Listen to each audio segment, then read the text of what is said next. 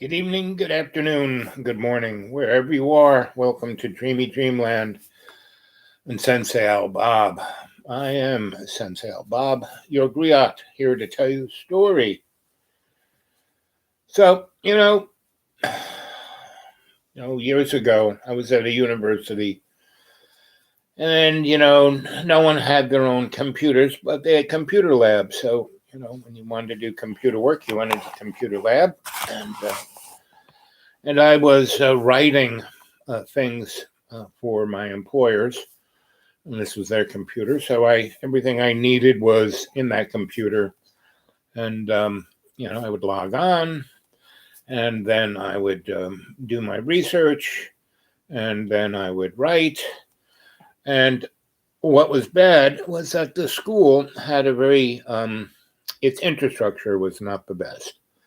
And every so often, there would be a power failure, sometimes the whole university, sometimes in certain parts, and most often, and no matter how many, each building had a computer lab, but usually those are the things that went down. So you had to have this is back in the day of floppy disks, and you had to have a floppy disk in there because as you were writing, you had to constantly save, because if the power went out, whatever you had on the RAM would be gone, right? So I got really good at saving, because I get in when I write, when I'm thinking, I kind of get into a jag, and I would just be writing, and the power would go off, and I would lose 2 or 3 pages, and that would be quite frustrating. But I found that a good deal of the document was still saved on my floppy, but that 4 pages were gone. And I could go back and rewrite those 4 pages. Well, they were still in my head, right? And I would write them better, right? And so that was the motif of doing better, and that is all humans have to do, is do better. Now, the problem is we get into habitual activity, like saving it on the floppy disk, and so we never think about doing it better. I was forced, because I'd be getting into a jag and typing away, and boop, those 4 or 5 pages, or a page, or paragraph even, would be gone, and I'd have to rewrite it, and I would write it better. So each time that happened, I would save, basically, if I was going along and I would write a page, after that page, I would save it. And that got me into a place where I would write until I found a place where if I stopped, or if it was lost, I could start over again, right? And every time I would get to that place, I would save it, right? And so that turned out to be a good. Now that all computers are up in the cloud, allegedly, nothing ever gets lost, and that dynamic is pretty obvious. So when I was at Cornell in 88, 89, 90, and 91, I worked at my friend got me into that university as a graduate student, and I really was just a research assistant, really, and that's what I was. And the department I was in was cultural anthropology, and I worked for this person who was a forensic anthropologist. And I took that idea of forensic anthropology and took it even longer and used it instead of what forensic anthropology, which is mostly bones. I put it in the, social, political, every element of anthropology that I was researching. I would look at it in a forensic kind of way, pulling out those threads. And so I got very good at doing that and looking at trends, and I used it to model trends, right? And I have a friend that I met in those days, or at least I saw his work, you know, and his name was Cliff High, right? And I stumbled across him December 2019, right? And and he's not there. Let's see. History. Let's see. Well, this is yeah, here he is. Saved by Big Pharma as they develop a vaccine. You can continue to think that for a few months, and it will be maybe 5 or 6 months when they finally come on out and they say, okay, we've got a vaccine. China, apparently, the government that say that that has evidence, like the deaths of people in Africa and the arrest, that some form of genetic material was transmitted from Canada, taken from Canada to this biolab in Wuhan. Why? What was it? Okay, shortly thereafter, we find ourselves in this situation. So the Chinese government is allowing to occur the rumor mills, which are going to happen anyway. They know that's going to happen anyway, and they're allowing it to occur with no dampening down that this was released on China as a bioweapon, the rumors of that, and they're pointing the fingers at the USA and all the West in a general sense. It's like on our internet here, of course, you're going to have all of the batshit crazy guys like myself in extreme conspiracy mode. China government is not dampening them down. They're not letting it run wild, but so they're monitoring the social media and they're using their algorithms to control the feedback loops on it, but they're not shutting it down totally. So I think they're doing that personally. It's my opinion. They're doing that as a way to vent and potentially deflect shit coming down on them for their part in this. All right. Whether they released it, whether they allowed it to be released, it doesn't matter. But if this thing turns out to be particularly sensitive in attacking Asian phenotypes, then the upper echelon in China's got a lot to answer for, and we may be witnessing over the course of this next year the collapse of the Chinese government and the social order as we know it now. If this is a bioweapon, we will certainly be seeing that. If this is a bioweapon, that collapse may come to Western society. Simply because infrastructures will break down, continue to break down, supply chains will continue to break down, and we're all going to have to react. That reaction is going to cause a lot of upheaval. It'll cause social consequences beyond the understanding of most people to grasp now, and social changes. So, if this is a bioweapon, if it's released, if it's not phenotype specific, that is, if it attacks, all different kinds of humans with the same vigor, then we're in a situation where we can't overestimate. It would be hard to overestimate the impacts at this early stage. So a year from now, we won't be living the same lives, okay? And that's even if we get on top of it, if it is a released bioweapon. If it's not, we'll know soon enough.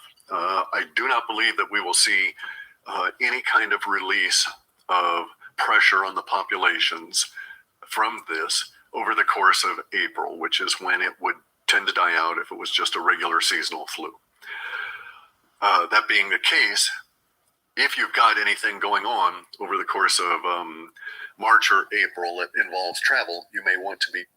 So that's Cliff Hyde, and that was in December of 2019 that he was, he had seen things occurring in China back then, and it really hadn't gotten out. And, so a lot of people send me things, and this guy has been taken off the internet, meaning he was on YouTube, he was on other platforms, and he is no longer there.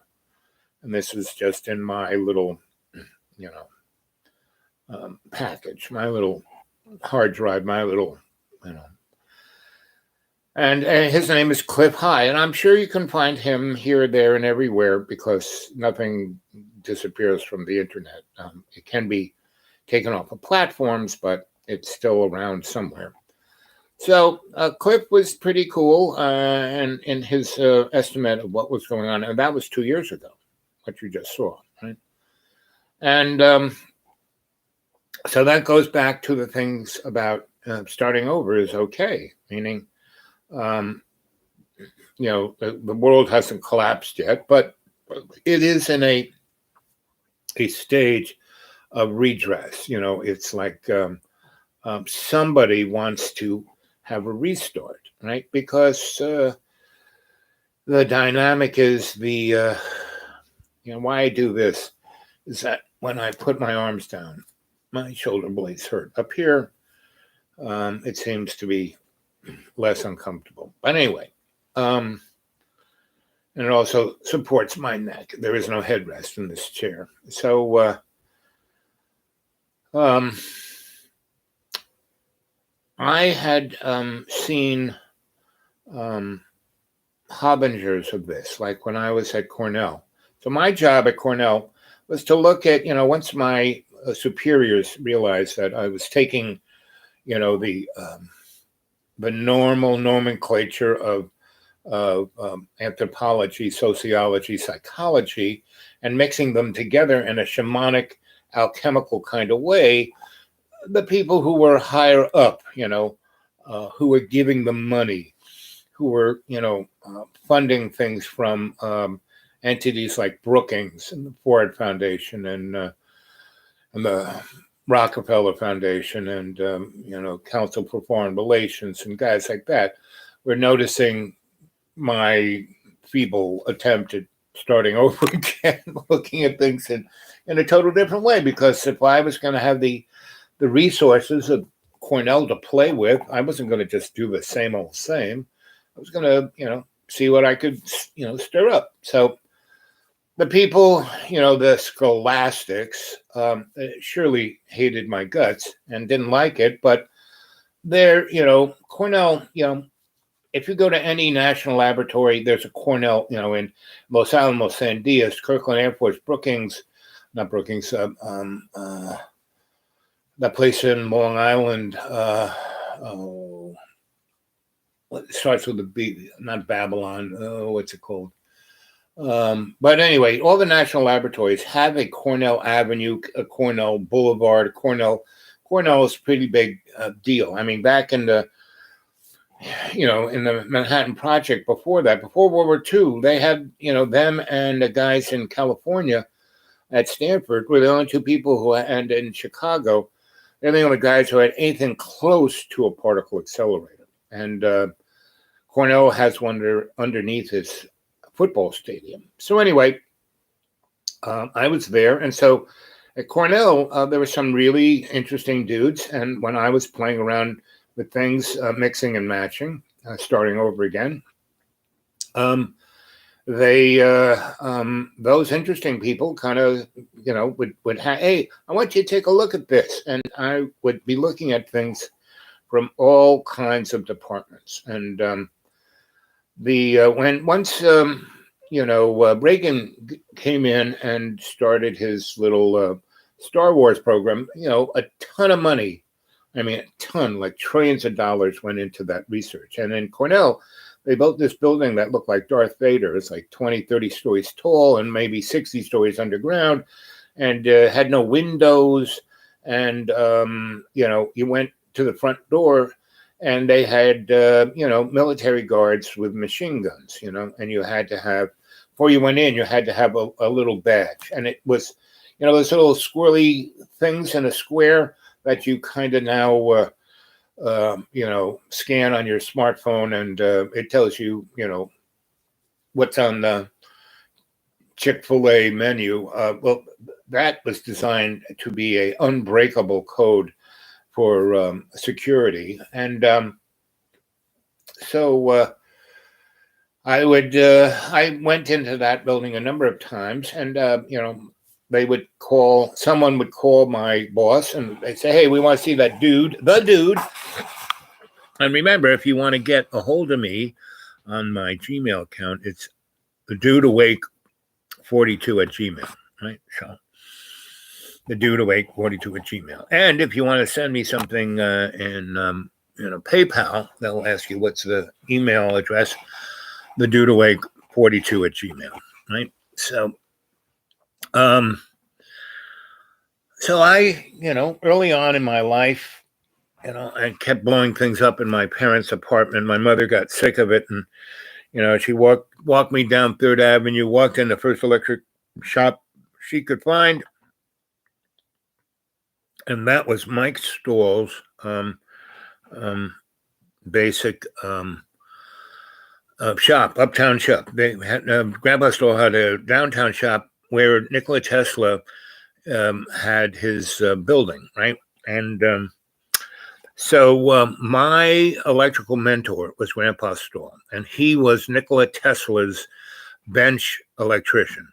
And Grandpa Stoll had the first master electrician's license in the United States. He also started the the IBEW, International Brotherhood of Electrical Workers, right?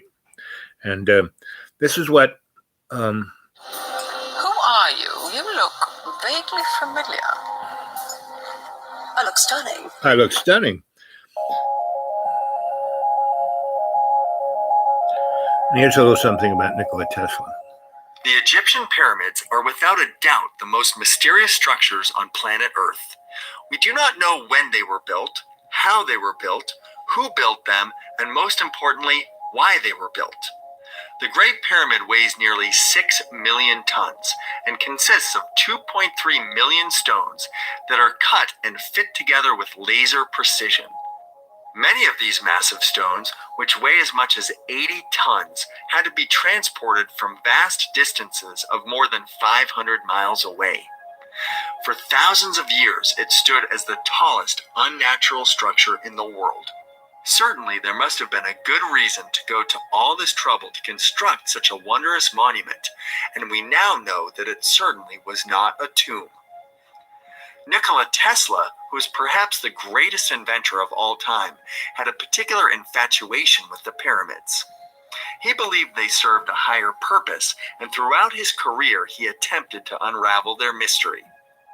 His idea has been dismissed and forgotten over the last century, but considering that Tesla is directly responsible for 80% of the technology we use today, perhaps we should view his theories with a more open mind.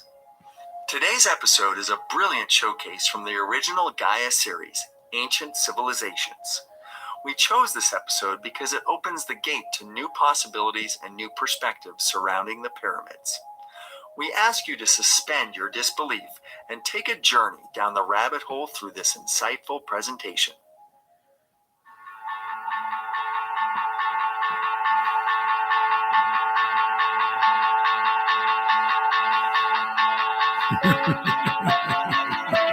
In 1905, physics genius Nikola Tesla submitted his U.S. patent 787412, which was titled The Art of Transmitting Electrical Energy Through the Natural Medium. It included designs for a series of worldwide generators. Tesla realized that the ionosphere was sparkling with electrical energy which could easily be tapped. Planet Earth, according to Tesla, was a gigantic electrical generator spinning around two magnetic poles from which limitless energy can be harnessed using the right medium or shape. His device was later referred to as Tesla's electromagnetic pyramid, based on his design looking like a triangle shape. Tesla tapping into the actual shape of the pyramid, I believe, was something that just came roundabout through his investigation into the location of the pyramids.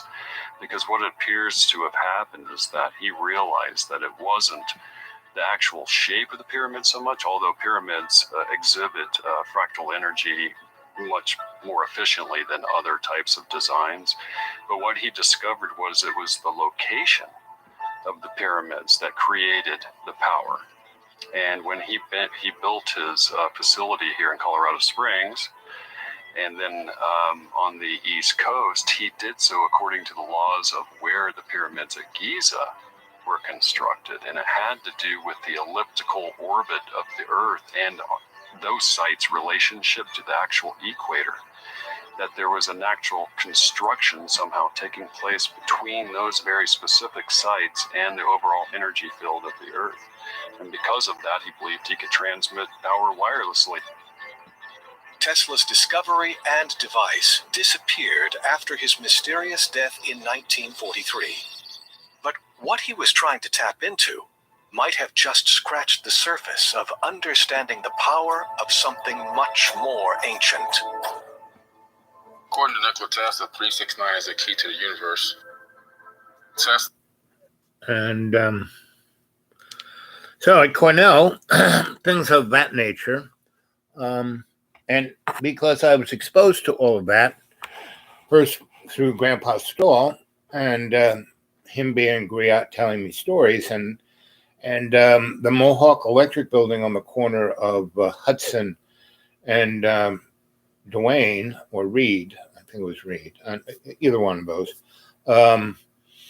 was Nikola Tesla's building. That's the building where he made the little device that he stuck on a metal beam and nearly caused Lower Manhattan to collapse. You know, he set up a resonant frequency.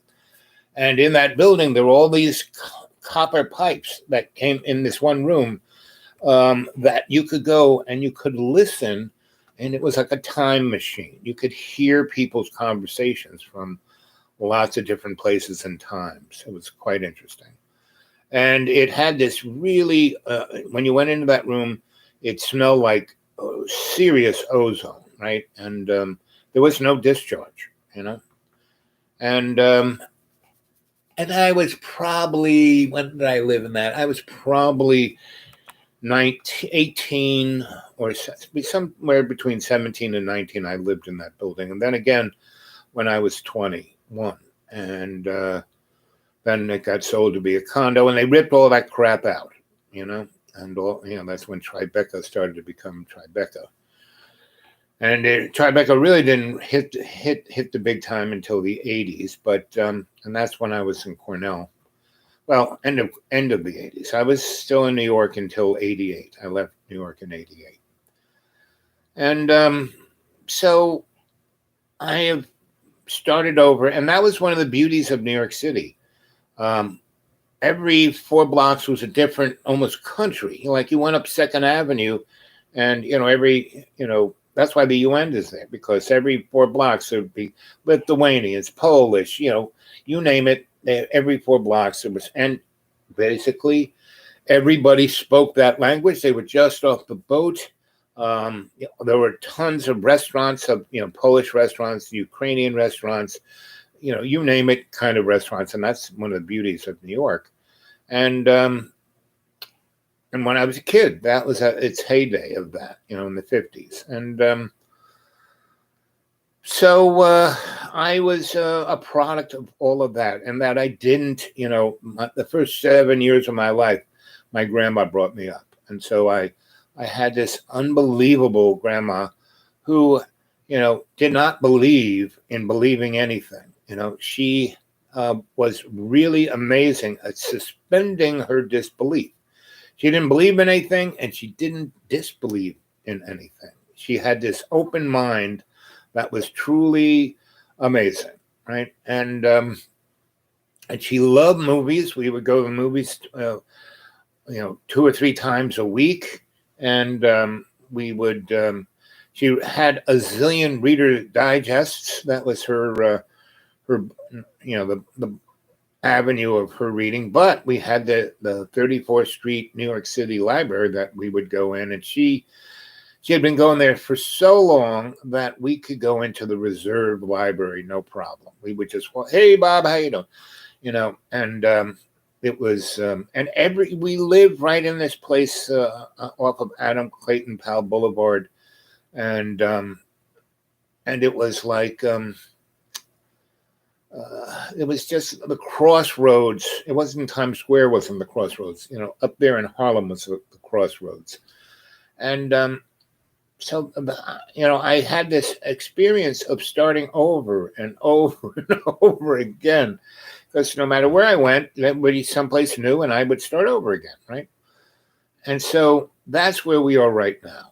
And we do not have to follow what is being portrayed. And we are being ushered down this rabbit hole of transhumanism. They want to turn us. I mean, we already are robots, but they want to take it even further, like, have it wired straight into our pineal gland. So, there will be no privacy. They'll be able to, and the technology is already there. Technology is at least 2,500 years ahead of where, whatever you have, the basic end of World War II, Germany bombed into the Stone Age, but the Nazis won the war, and they had a breakaway civilization. They had already left the planet. They had gone to the moon and seen that it was an artificial, spaceship. It's the only moon in our solar system that stays right where it is. The rest of the moons are like revolving and doing all different things. Ours, we never get to see the backside of it. It stays right there. And that's why we go from crescent, because the Earth moves across the moon. That's why we, if it was revolving around, we would see it either never or always full, but it's, it's a artificial satellite, basically. And they went there and they found all kinds of things underground. They had gone under, they were in the South Pole, and they were found, ancient civilizations. They had, had these submarines. The U-boats were nothing. That was like leftover from World War One. They had gigantic submarines that were like the size of a Liberty ship. I mean, that could transport hundreds of tons of materials and men, right? And they had submarines that were like underwater aircraft carriers. They had superior technology way past. So part of their plan was to form this chaos of Second World War, able to absorb unbelievable resources. And then at the end of the war, they injected themselves into, all these countries. And they set Russia up as the boogeyman. And they bombed it, they killed 60 million Russians. They destroyed all of their cities. There's no way that Russia was an enemy. We had to feed them for 20 years, right? And they gave us strategic medals. If we were really enemies, we wouldn't have done that, but we did it because a tremendous amount of money was able to be siphoned off in what Eisenhower called the military-industrial complex. But he should have gone further and said military, industrial, education, media, banking, because those are all, they're interconnected. And all of the transnational, all our corporations are transnational. They aren't American. IBM is not American. General Motors, not American. They're transnational entities, and they belong. And Stan Lee got it right in Captain America. Hail Hydra, One man down, two men, one, Anyway, you know what I'm talking about. So it's right in front of us, and what is important, it's like almost impossible, the people who are going on and on about things, QAnon and all of that. It's just a distraction. What is important is you, because it's you, it's the we in me. Your life is not about you. It's about the we in me, right? And when you're going on about conspiracies and blah, blah, blah, politics, blah, blah, blah, trend, blah, blah, blah, all it is a distraction. What you need to be is consciously intent. You're focused on the conscious intent of what's going on, right? And you have to have a conscious awareness of everything around you. And you have to serve loves. You're not serving your ego. You're not serving the corporation. You're not serving Hydra. You are serving love's co-creation, right? You're there to serve your fellow man and woman and child and everybody else and all the relations. All the animals, the plants, we're all interconnected, And so I'm going to start telling you this little story. So in the mid 80s, when I was part of a collective that we were taking over abandoned buildings using the Homestead Act of 1876 and housing homeless people, because people don't realize that the oil embargo was just representative of an economic collapse, and it was another one of these restarts, rebranding. And what they did was they took all the gold out of the United States and out of Fort Knox, and Mr. What's his name? The guy who bought up all the utilities. Mr. Global. His name will pop into my mind. But anyway, what happened was to keep the dollar as the reserve currency of the planet, what they did was, and why, Richard Nixon started the EPA and, all of these environmental things. Richard Nixon did? Yes, he did. Why? Because it enabled the federal government to usurp state rights, and basically it incorporated, and this happened way back in 1871 when the Congress passed this bill, H.R. 1871, that gave corporations the rights of individuals, and therefore it incorporated everything. So you go around the United States, driving around, you'll see the incorporated village, the incorporated city, the incorporated county, everything's a corporation. Check that one out. Everything in America is corporate. It's been incorporated, right? Ergo, the citizens have zero rights. The Constitution does not exist. Sorry. And the Bill of Rights does not exist. Well, they've already gotten rid of most of it, And, the Second Amendment was just there to basically, the militias were there to protect the corporations, their own little armies, especially when we had slaves. And now, we're no longer slaves, we're serfs, and it's going, right with what's happened the last 2 years. It's the biggest transfer of wealth that there has ever been, right? The average citizen got their $600 check, once or twice or three times in the year and a half. And, but the corporations got $7 trillion, And, the Defense Department has siphoned off between 2003 and 2011, $70 trillion. The day before 9/11, good old Rummy went in front because he had to, because it was about to come out in the Wall Street Journal and New York Times that the Defense Department had misplaced $2.3 trillion. And that, September 10th, he went in front of the news guys.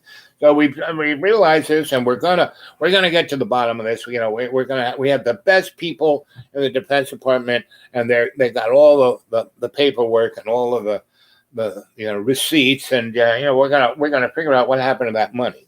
Well, when the Pentagon got hit, they had just remodeled a good deal of the thing, and those 160 people who died, give or take a few, were in this one part of this one ring of the Pentagon, and they had all of the floppy disks and all the papers and all the stuff, and all the bean counters who knew where the money was and what happened. Those were the guys who died. And so we never heard another word about that. And the other interesting thing was when the buildings went down in New York, they collapsed into the Federal Reserve in New York, where there was, trillions of dollars of gold. And that seemed to have been lost in the collapse of the buildings. And it was like a bank heist. It was like, straight out of that Bruce Willis movie, where they were getting the gold out of a bank, right? And then taking it in the tunnel, the water tunnel. I mean, it was like straight up, that's kind of what happened, because within 8 hours of the buildings collapsing, they had ramps and gigantic dump trucks going down there and taking the stuff out.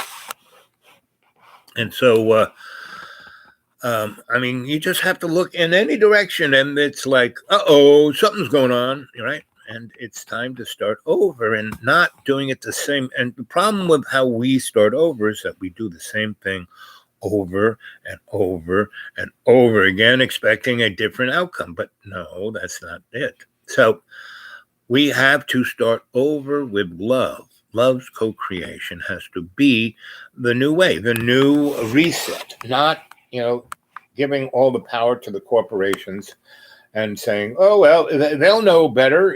It's like, in the 70s and 80s, when we went from the kind of healthcare that we had to the corporate healthcare of HMOs. And, we're corporations, we'll run it more efficiently.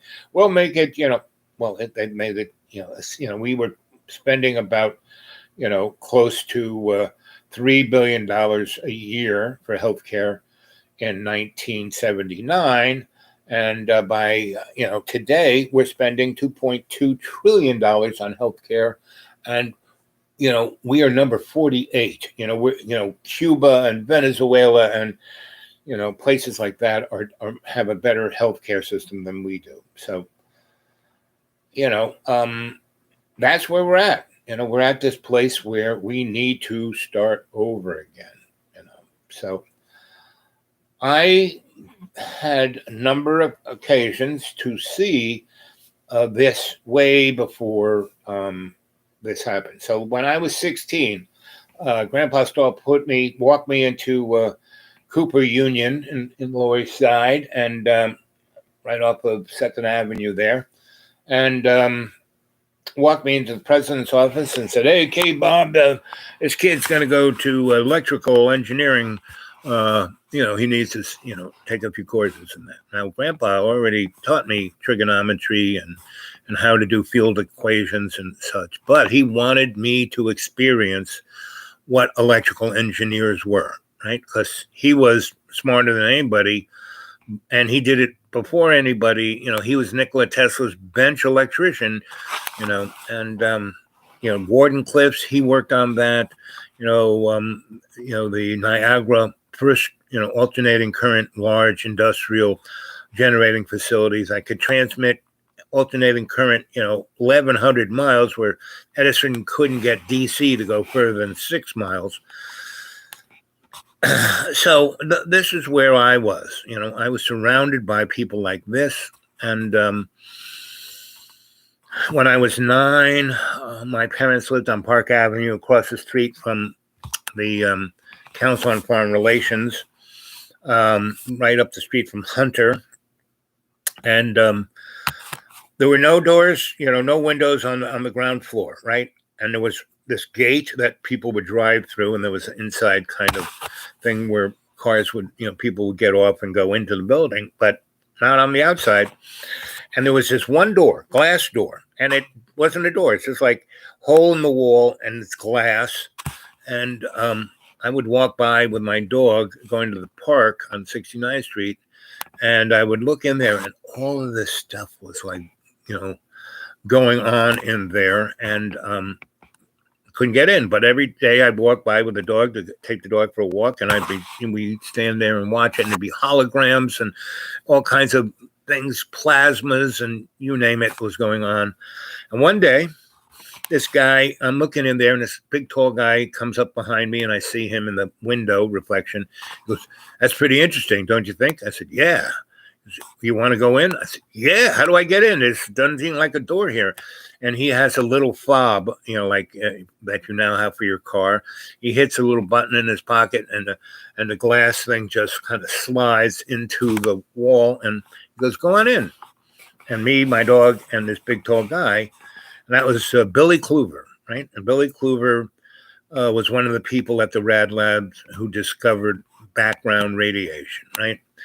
he put a microwave antenna, the listening part, the horn, up there, pointed it towards space, and he was picking up all this energy, radio and microwave and you name it.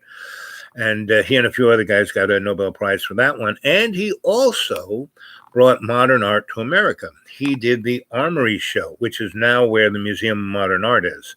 And he brought all this stuff over from Europe in the 1920s and did this great art show. And so he was my mentor too.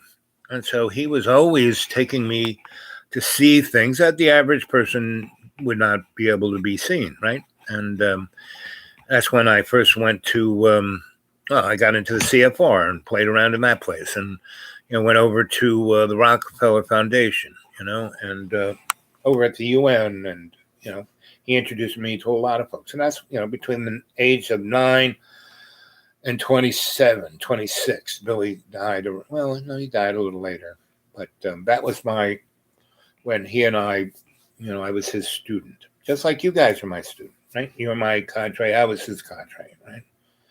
And in those days, I was known as the kid. Who's this kid?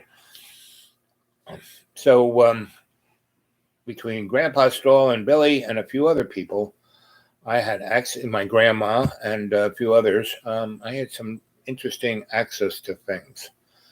And it gave me this attitude of, I never worried about anything, I just went and found myself in these environments and would do my best, which was usually far better than anybody else was doing.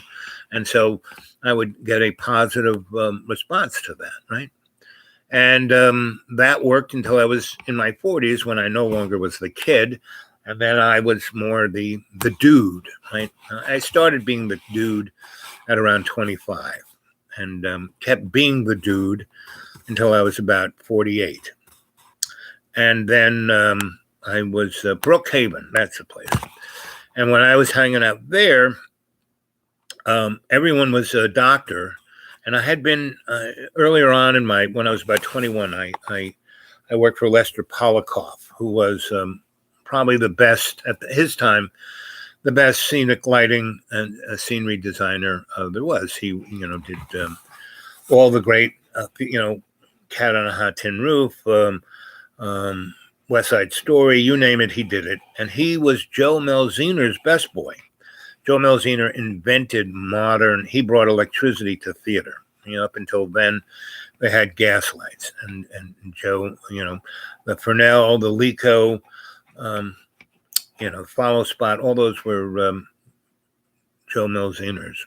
And Lester was his best boy, and I was Lester's best boy, right? So, and the best boy, the designer designs everything, and the best boy does all the work, and that was a great training for me. And out of that, in New Jersey, in Newark College of Engineering, which was a big engineering school, they built a theater, because of state politics. Somebody got, rubbed on the arm. And, so they built an amazing theater department, but it was an engineering school. There was nobody who wanted to learn about, theater design, right? So they offered Lester the job. He goes, "Hey, I'm in my 70s and I'm working at Lincoln Center and I'm working in Boston Opera. I'm doing too much stuff already. I can't do this." So he said, "But my boy, why don't you give him the job?" So they said, "Sure." So I just went in there and got the job. And when I was, waiting online to get my photo ID, there were all these professors and, in front of everyone was a doctor, right? So the kid with the Polaroid ID camera, he would take this little thing out and put your name in and slide it back in and take the picture, and bingo, your name would be there. So everybody was a doctor. So when I got my ID, it said Dr. Al Bob, and, director, Newark College Engineering Theater Department. And it had the state logo on it. It looked just like a driver's license. And I used it for years as my driver's license because I didn't have a driver's license. And they gave me two vehicles, a truck and a car. The truck I used to use for my business, for moving stuff, not business, but I used it for me. And they gave me like 20 grand for materials to build sets. Well, we never did a show, so I built the Playboy Grotto on the roof, and across the street from me was Rutgers, and I would, with my binoculars, oh, that's a pretty good line. Hey, you want to come up and see my grotto? Anyway, I had quite the thing, and I spent every nickel that I put in my budget, and no one ever complained because I wasn't really doing anything. I took their car in the wintertime and went to California, right? And it had the state logo on the door and a state license plate. And I had this ID card that looked just like a driver's license, Dr. Al Bob. And so, that's how I rule. My grandma used to have this rule: never ask for permission. If you need to, you can say you're sorry. But after my second wife, I learned that you don't even, you can't, saying you're sorry isn't good enough. So you always have to step up and do your best. And still, you don't ask for permission, because if you're doing your best and people go, how did you do that? What are you doing here? Well, you did your best, better than anybody else. And they go, well, you're doing better than anybody else, so keep on doing it. So that's how I kind of always roll. And now that I'm, old Dr. Al Bob, my job is to be a griot, tell you stories, right?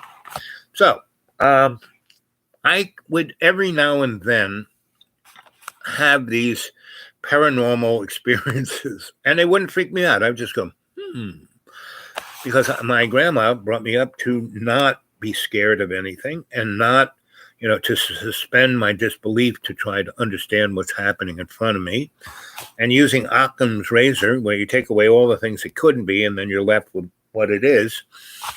And I kept having these great mentors who had these same experiences. So I had somebody to, when I would have them, they would go, are you seeing what I'm seeing? And I go, and they go, well, it's this. And so I had this ability to be in the right place at the right time, and not freak out, but try to learn, right? And so if I have any kind of predilection for something, it is to understand and learn things. And that's where I'm coming from.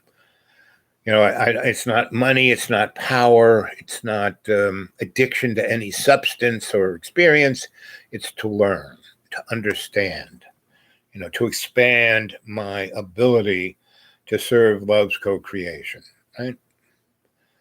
So, there's one of you there.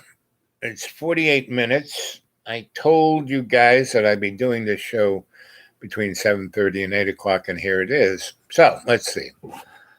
Oh, the first time I really saw a unbelievable experience. There were a lot of when I was when I went back to my parents, and I was a little kid, and 7, 8, 9. When I was 7, we did this interesting. My dad was big into over the horizon, so we always had everyone got into the station wagon, and we'd take a summer vacation, right? We'd go someplace, and we, the East Coast. We saw it, we went up, and my mom came from up there, upstate New York, above Syracuse and along the Erie Canal, and so we went to visit her family once, and she had 12 brothers and sisters, good Irish Catholic family. And so, I hung out with those of them, and her family were, 5 generations before her, they were robber barons, and they came to America, and they were in New York City, and then they left New York, and they went straight up to upstate New York before the Erie Canal was built. And they cut trees down and to building cities and stuff in near New York, right? Extraction.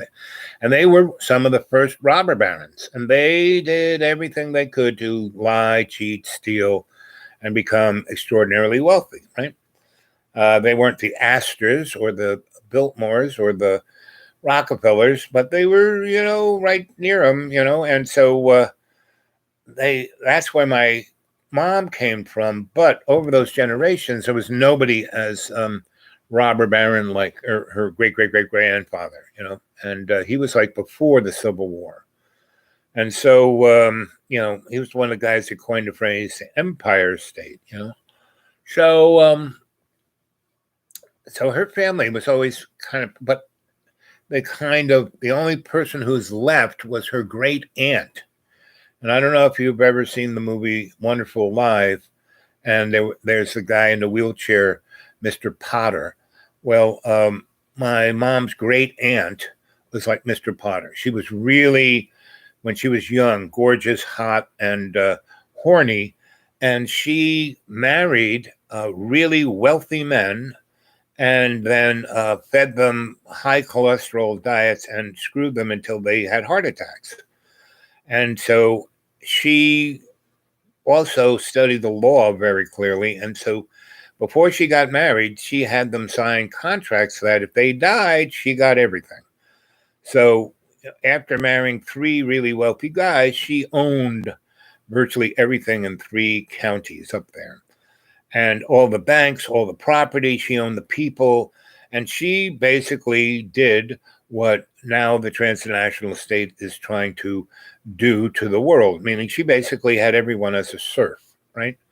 And so when we went up there the first time and I saw her, she looks at me like, and because she had a twin brother who died in the Spanish-American War, and they had a thing, right? And that's why she wore black all the time, and she married the first really, really rich guy, because the only guy she ever really had the hots for and was really in love with was her twin, because it was looked just like her, right? But a guy, So she, after that, she just, would marry these super rich guys and screw them until they died, right? So that was my great aunt, the Black Widow. And but when she saw me, she was like, oh my God, and she adored me. So for the next 4 years, every summer, I would go up there, right, for about 4 or 5 weeks.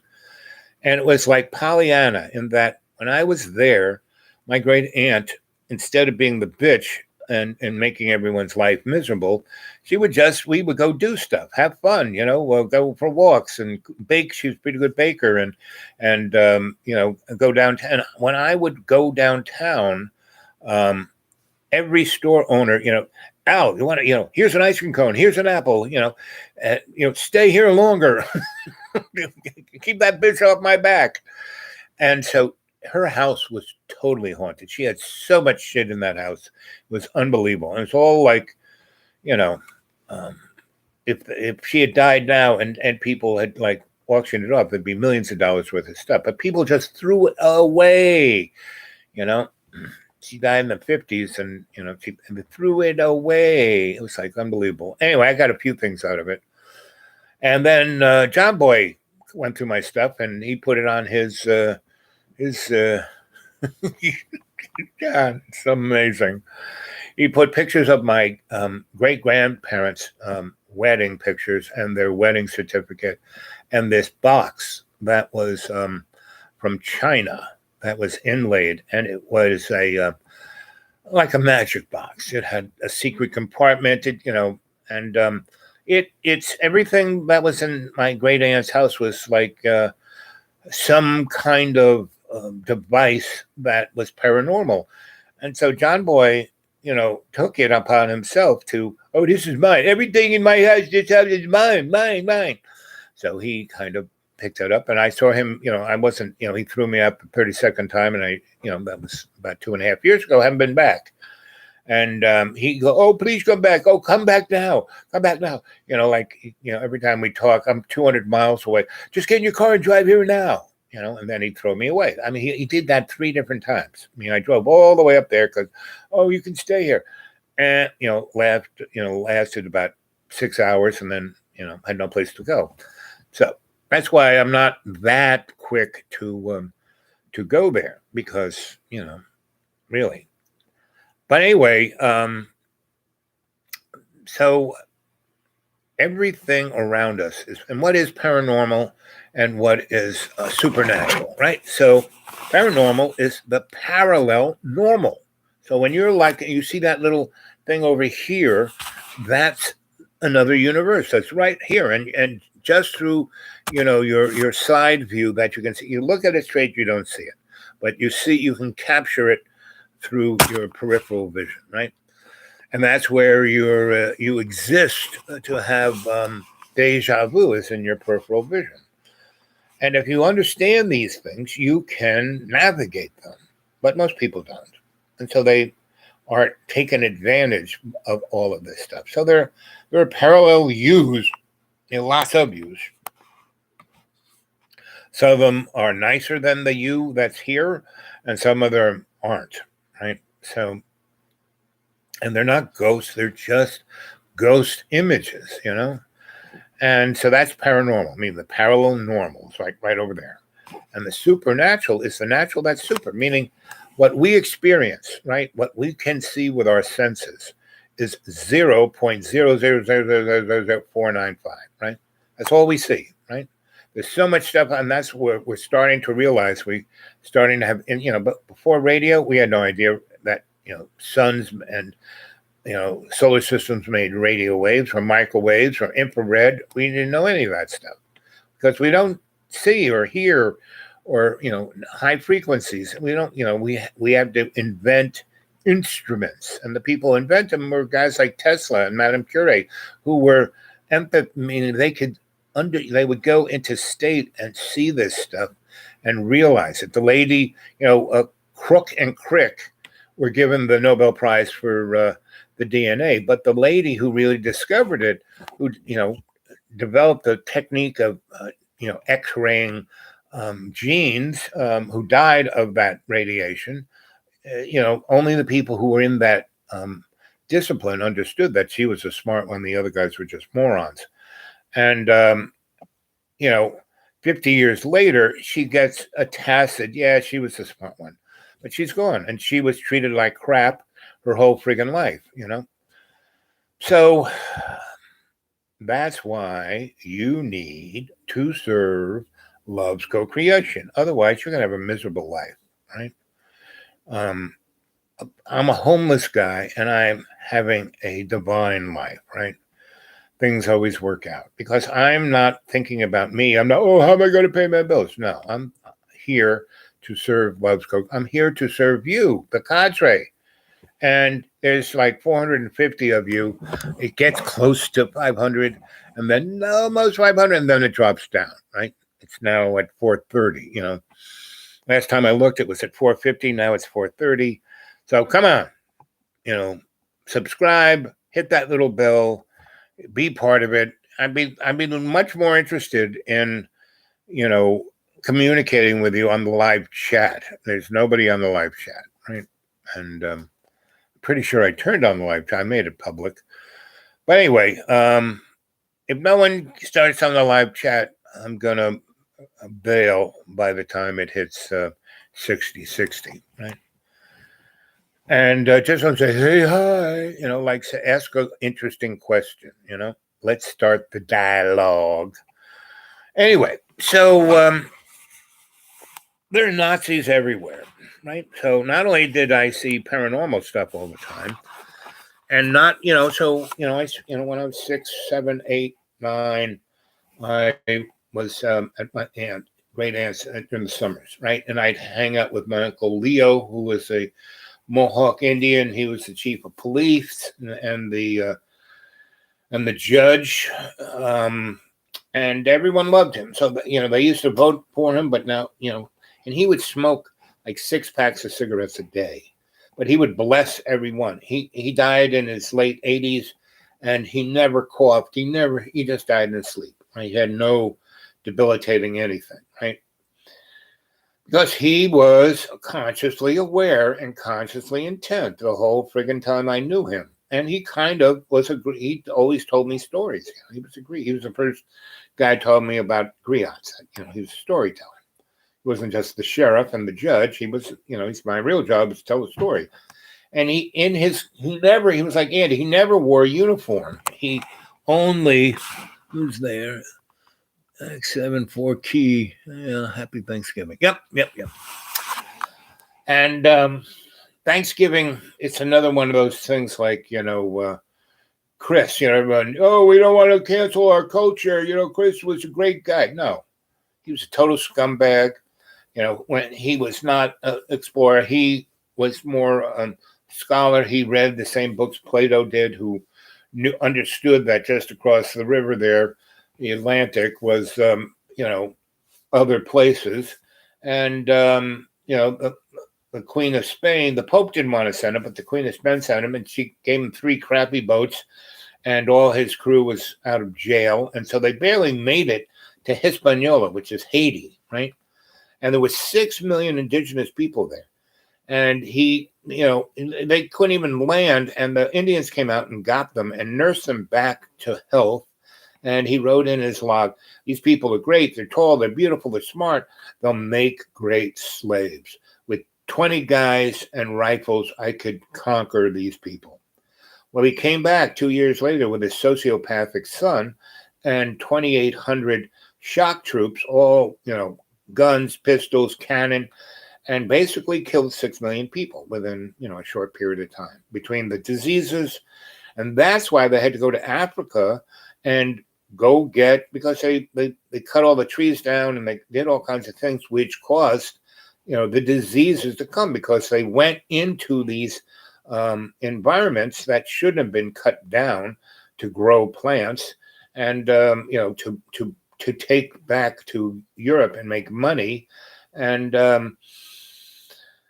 that's why they went over to Africa to get slaves, because they killed the 6 million indigenous people of Hispaniola. And that's why there is Haiti and Santo Domingo. So one island. Santo Domingo is like for rich people and gated communities. Haiti is the only place that ever had a revolution and got rid of slavery, right? And that's why we have the Second Amendment, to have a militia. The militia was to keep the slaves, like in Mississippi. There were 90,000 white guys who had plantations, and they had 6 million slaves. If you really piss those black people off, they could off all of Mississippi. But they had these militias with guns that, put the slaves down. I've been watching your videos from New York, and I live near Glen Cove. That's exactly. So, do you know Old Brookville? Do you know Glen Head? I went to Glen Head public school system, North Shore, right? And so I went to Glen Cove. I know, and I have great memories of that whole little estuary there. Yes, I do. So, did you go to North Shore High School? Did you go to North Shore? I was the first class. They had just, when I moved there, and I went to 3rd grade, I went to Glen Head public school. Public grammar school. And that had been the high school, and they built a brand new middle school and a brand new high school. And I was going to be the first class to graduate that went through the whole thing. I moved over here about 6 years ago. Okay, so you didn't go to public school. So the North Shore is the prettiest part of Long Island. The South Shore is, facing the Atlantic Ocean, and yes, it's got the beach, Jones Beach, and the Hamptons. And so I lived in, I had a place in the Mauritius. I bought up a big farm in the Mauritius, and Sayville. There were a bunch of old funky buildings I bought and fixed them up, and that was my real estate days. Well, my sisters have lived in Glen Cove 20 years. Okay, so I left that part of the neighborhood in 1969. That's when I left. When I was there, all of that area, Old Brookville, all of that area, all of everything there was farms and forests. And when I was there, they just starting to nibble away and making little cul-de-sac housing, for upper middle class folk. And do you know the old Brookville? Here's a good story for you. You know the old Brookville Country Club, right there on Oakfield and what's in the road going this way from 25A to Ms. Young's farm over here, Old Brookville Country Club. So that country club was just a golf course and tennis courts. They had no clubhouse because all the rich people had estates like Mr. Young, not Mr. Young, Mr. Anderson's estate. And so they all had their big fancy houses and they didn't need a clubhouse. But then as those people, died and their properties got turned into, little cul-de-sac housing, they built a country club, right? And they had this big fancy dining room. And I was, I guess 15. And and they had this French chef come over, right? And they, so he trained us like we were in the army, right? How to be sous chef, and he really, so the first, 4 or 5 weeks, we were learning how to chop things and do stuff. But this guy was perfectionist. And yet the people who belonged to that country club were just drunk. So he would make these pate swans and all kinds of amazing fancy foods. These people would be drunk and they just slice the head off the swan and, vomit it in stew. And so he within a month of him trying to make really great food for really disgusting people, he kind of snapped. And there was a dairy farm. Young's farm had, lots of vegetables, but they had dairy too. And he went over there and he got buckets of cow shit. And he made pate out of cow shit and made the pate swans and made it taste good. And these people ate, uncooked cow shit, and people got really sick. And they had to take him away in a white jacket. They had to truss him up. Anyway, there were 8 of us in the kitchen, and they couldn't find a chef. So they go, "Do you think you boys can, he's taught you well, can you?" And we said, yeah, we'll do it. Well, the oldest 3 guys were like mobsters. And so like they were over ordering everything, and half the stuff was going out the back door to their Uncle Larry, and we were getting, money off the top. And and all the waitresses were these college girls. And so I was like, 14, 15, and I was the youngest, again, the kid.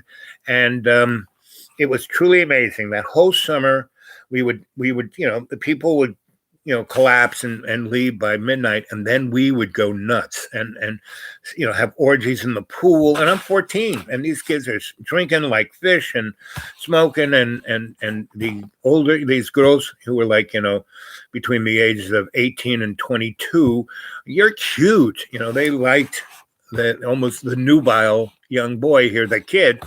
So, I had already kind of experienced intimacy and sex with my buds. I had this crew, in 3rd grade when I showed up at Glen Head Public School, because it was a new grammar school, and they took kids from all the other grammar schools and stuck them in there. And so there were all these cliques from all those schools. And then there were guys like me who showed up then, and we were the others. And so there was 6 guys and 4 girls, and we were our own crew. And so from that point on, and we invented our own games. We had nothing to do. So, and the girls were from families who were pretty. These girls knew how to beat people up. And I remember one time this guy's like bullies and Debbie just walked up to him and went boom, hit him right in the head, and broke his jaw and gave him a concussion. So no one picked on any of us, right? And Debbie Soul, Kim Romano, Lisa Stiles, and Darlene, I forget her last name, but those were the 4 girls. And we were like a family. And when we were learning about sex in 6th and 6th grade, we had real biology. What I learned in high school and when I went to prep school was the same biology I learned in 6th grade. And then in 7th and 8th grade, I learned a lot of stuff in 7th and 8th grade, especially about sex. They taught us how not to get pregnant, and that boys were much better because our junk is on the outside and our swimmers are in those little sacs. And depending on your blood type, some of the swimmers like it cold, some are like warm. If the boys like it warm, you wear boxers. If your kids like it cold, you wear tighty whities. And then the guy sperm modality drops by 98%. And then you learn how to read a calendar. And then you also, if you're down there in the hoo-hoo, and you're sticking your finger in there and you do this and you see there's a little mucusy thing, not to stick your buddy in there. And so we learned that in 7th grade. And so we were deciding, why should we have sex with some person who's just going to play us when we are our best friends and we can have really good sex and not worry about it and not, and we know who's having sex with who. And there was no, any kind of, angst about it. So, I became a mature person, in 6th, 7th, and 8th grade. And so when I worked in that place, all these college girls, yes, I was young, I was cute, and I was uninhibited and treated them like a human being. And so these girls, and they said, well, I'm drunk, I'm stoned, and I can have sex with this kid, and it'll be great, and he'll be my friend too. So that's, so we're in that country club, and we're doing this for about 3 months. And we just keep pushing the envelope to one time when somebody brought some hallucinogenics, and I would do none of the above. I didn't like drinking. Smoking made me cough, and but I didn't mind partying with these people, and they thought I was, and they're totally stupid because they're drunk and stoned and tripping, and I'm like being, giving them, Al Bob euphemisms. Anyway, so this one night we had this party when someone got the grand idea to race go-karts. They just got the electric go-karts, and we were, tearing up the putting green, and there was a sand trap, and we were trying to jump the fence into the pool, see how many golf carts we could get into the pool. And we got about 12 of them, 12 out of 24, and the others we smashed into trees and the fence. And when the manager showed up, we were still there, drunk, half naked, around the pool. No one died, but it was almost. And he couldn't fire us, but he was pissed. So that's kind of how my life has been, and that's how your life should be. You should have a life and not keep chopping all the trees down. It's so sad. Yes, I know. But the thing about trees, they grow back, chop the trees down to make more unnecessary whatever machinations. Yep. It's called the extraction of wealth, not the creation of abundance. That's what nature does, creates abundance. So you still living there in Glen Cove?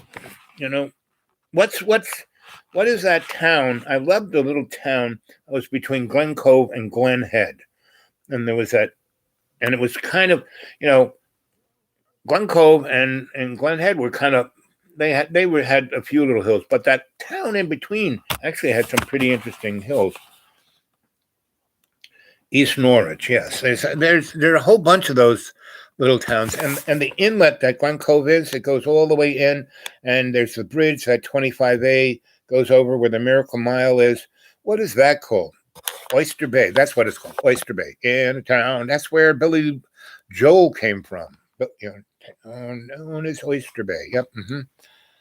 Mm-hmm. Sea Cliff. That's the place. Sea Cliff. Yep. Mm-hmm. Like I said, it had a cliff. The other places were flat. Yep. and it had a really nice architecture. And there was a weird, really old pharmacy, and my best friend worked there. And when I was working at the country club with the girls, my best friend was working, and he was like, the guy who was the pharmacist was a drunk, so he was making the powders himself. And Bayville, yep, Oyster Bay, yep.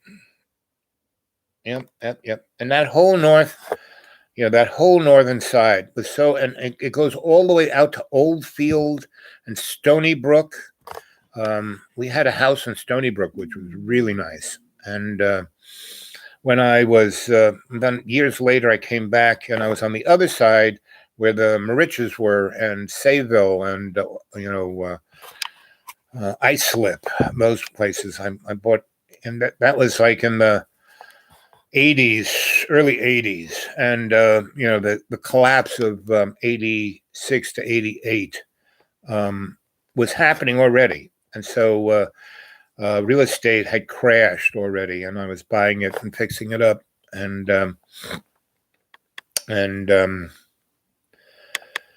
that's a whole nother story. But it was interesting. And I was involved with the Stop Shoreham campaign.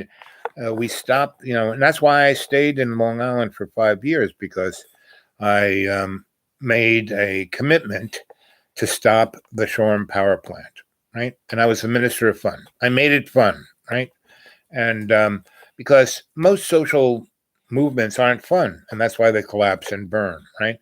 You make them fun, you can get a momentum, Anyway, so Long Island has a lot of really strange energy to it. I mean, a lot of paranormal stuff is going on. So Shoreham, where the Long Island Lighting Company built the Shoreham nuclear power plant, was right on top of where Tesla had built the Warden Cliffs, industrial size version of wireless transmission of electricity. And the Shoreham power plant was right on the corner of 25A and Tesla Boulevard. And that's one reason why I made a commitment to stop it, because it was like, you motherfucker, you're going to do that? Okay. Well, I'm not over my dead body, but I'm going to have a good time, and I am going to stop you, which we did.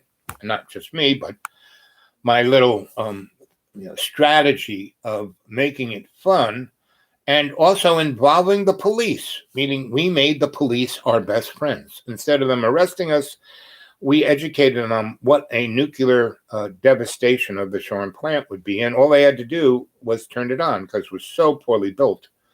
I mean, nobody who knew what a nuclear power plant was working on it, meaning Babs and Wilcox and GE and Westinghouse, those are the guys who usually built nuclear power plants. But Lilco was doing it themselves. Good idea. And they were trying to stuff a reactor that they bought from the Shah of Iran. It was like a thousand, it was like 1,000 times bigger than what the license said it could do. But because Lilco was owned by Chase Manhattan Bank, Mr. Rockefeller, and he had Mr. Reagan on his finger, Reagan, every time we won 16 times in court and 3 in the Supreme Court. And Ronald Reagan just signed executive order saying, nope, forget about it. We're going to keep doing it. It wasn't until there was a higher power that intervened. When they did their low power test, the whole plant melted down. And luckily, it was right at the low power test. I mean, they hadn't cracked. I mean, they had fueled it. They had put the neutron source in. They had irradiated, but it wasn't cooking. And so that's why no one died. But it melted every wire in that freaking place, And Chase Manhattan said, oh, well, with the Price-Anderson Act, we'll just, spend another $6 billion. And we were on the doorstep of Mario Cuomo for 3 years. Wherever he went, we had people, because there have been so many nuclear accidents in the United States that there are a lot of people who pissed off. And so wherever Mario went, there was somebody whose, uncle died in a nuclear accident, or died, being exposed to this or that. And yeah, it was one or two guys, and so it never got any press, but there were a lot of people who knew about it and a lot of people who suffered from it. And so we had enough people who were, who would be in Mario's face with big signs and marching up and down. And no matter where he went, there was somebody in his face. So when this happened, he realized he couldn't just roll over. So he said, okay, this is what we're going to do. New York State Power Authority is going to buy Loco out. And Chase Manhattan Bank said, fine, good. We'll make our $6 billion without having to do anything, right? And so, yes, the electric bill went up, but what that did, it chased all of the crappy factories that were like polluting Long Island, like Grumman. And, the tax, shelter guys and the stockbroker guys and lawyer guys came in, and so they paid the taxes, and, all was well. That's what made Long Island what it is today, right? So, so you live in East Norwich, Sea Cliff, yep, and Bayville, Oyster Bay, yep. So these are all beautiful places, and they were really beautiful 60 years ago when I was there, and I'm sure it's still nice, but they were already ripping and tearing and destroying the place. So I'm sure it's just one big hedonist, one big gigantic miracle mile, Well, thanks for that service. Yep. But it was fun. I had a great time doing it. And I was doing it for a constitutional reason. I wanted to show people this is what you have to do if you want to live in a constitutionally, but no one's picked up on it, And I did other things in the same vein to serve Love's Co-Creation. And and I had, I exhibited a good example of conscious intent. And again, it was the we in me. It wasn't just me doing this. It was like, the Charm campaign had a good 1,000 people involved, and a cadre of about 100. And we started our own Wilco, Long Island Life Company, right on the doorstep of the plant. And we never left, and it so affected the guys who were working on it. They felt so guilty that this one guy stopped and handed me an envelope of x-rays that I knew how to, I worked on nuclear reactors. I knew what they were. Every joint that's welded in the steam lines of a reactor have to be x-rayed, so they have to be perfect, right? Well, Lilco made one weld perfect, and basically use the same x-ray over and over and over and over and over again to send into the NRC to show that it was perfect. And they'd have, the little saying what joint it was on there, and the guys never looked at it. But the guy who was, the x-ray guy who felt really bad knowing that as soon as this thing went on, it was going to blow up and kill 250,000 people, that he gave me this envelope to give to the NRC. And at the time, I was a filmmaker, and I made a film. I had worked in the nuclear industry, and I went to the Lilco guys. Hey, listen, here's my what I've been doing. I've worked in the nuclear power industry for the last 5 years out there in the West, in Los Alamos and San Diego and Kirkland Air Force Base. And, I'm one of you guys. And I'm now a filmmaker, and I want to tell your story. So Lilco let me in. And instead of me putting the camera on my face, I brought my mother in, who was really tall and looked like a queen and wore a beautiful gown.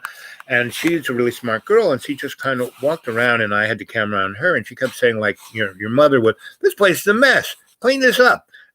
How can you build it? And she went over to the refrigerator, opened it up, and it was full of vodka bottles and beer. So how can you be drinking this, building a nuclear power plant, right? And then she worked in a hospital. She knew how to read x-rays. She's like, well, this is the same x-ray, right? And, I didn't say a word. And I put that on public TV because I had to, if you go to the internet and look up collaborative artist projects, I was one of the dudes who was starting that. And that was an umbrella. there was plenty NEA money for the rich people art, like the opera and the ballet and stuff like that. Nothing for artists. So we started an umbrella, made a 501c3. We had friends at the NEA and NISCA and the New York State and City Arts Council.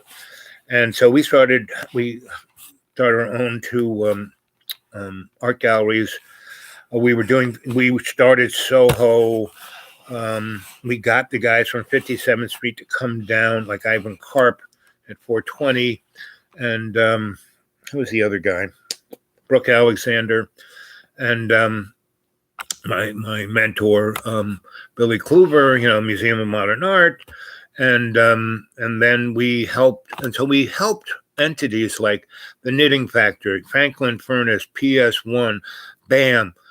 We gave them the opportunity to, we found people who really had passion of doing these things, but they had no money, they had no connections, and we connected them and got them grants and showed them how to, and they already knew how to do it. They had already gone to school to be, they were better administrators than we were. We just had the connections and knew people. And that's one of my skill sets is I know people.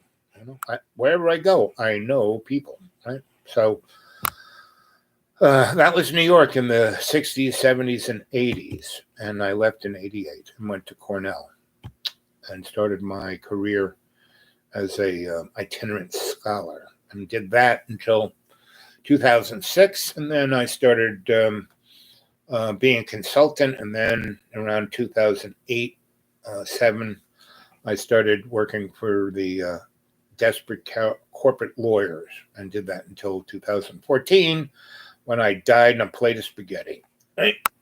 But bounce back, as Magical Max would say, he's dead, but not all the way dead. He's just somewhat dead, right? That was what. Where is the consciousness level of these? Well, the thing is, they're not conscious. They're mud puppets, and that is the game that the insectoids are playing, right? So you have to realize that human beings, Homo sapiens sapien, is an Anunnaki high school science experiment. We were made to be slaves, and we were genetically engineered to have lust for gold because that's what they wanted us to do, be slaves to dig up gold, right? Because gold has some, magical and / hermetic powers, right? But only in the material world, not in the spiritual world. So basically, Lucifer, the light giver, I'm a light worker. You're working for the devil if you call yourself a light worker. Anyway, he snuck in a few little engrams of the DNA of free will. And that's what he's a cheeky monkey, that Lucifer. And he's a monkey wrench kind of guy. And so that's why we are the way we are. So, every 1 in a million is somebody who is consciously intent. I am consciously aware. I am. The rest are so, a goldfish has an attention span of 11 seconds. Human beings, their attention span on the average is 7 seconds. So human beings have less of an attention span than goldfish, And so that is the problem. And so it's very easy to sway the average mud puppet, ugly bag of water, because you are not your body. This thing is not me. This is my avatar that allows me to play in the sandbox of this material world. And we were put here. We were given this, and we're not even our soul. Our soul is the server in our Akashic record. What we are is spirit. If you read the New Testament, and if you're going to read the New Testament, you should go online and read the Greek Orthodox version, because that's Jesus's writing.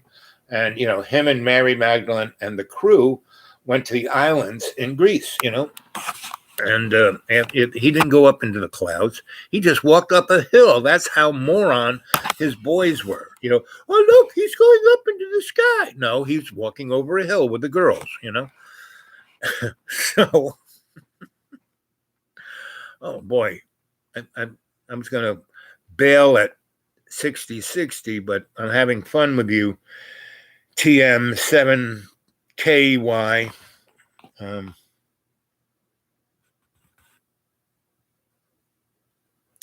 So, what do you do there in Long Island?